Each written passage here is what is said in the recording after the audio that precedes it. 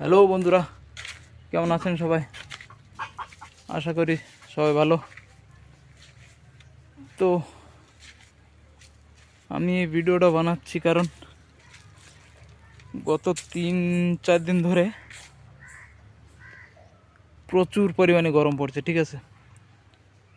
তো তাতে শরীরটা খারাপ, আর মানে এত অসুস্থ লাগতেছে যে কি কব, শরীর মোটেও সুস্থ হচ্ছে না। মানে পায়খানা, বমি, জ্বর আর অনেক কিছু। এই কেবলই লেট্রিন নিতে বেরোলাম, আবার মনে হচ্ছে যেন আবার লাগবে, ঠিক আছে? তো বেরোচ্ছি, তো কোন সময় ঠিক হবে কি না হবে দেখা যাক। ততক্ষণ ভালো থাকলে তো ভালো, আর একটা ভিডিওতে দেখা হবে, আর নাহলে গেলি ভগবানের দ্বারে। Tata, bye bye.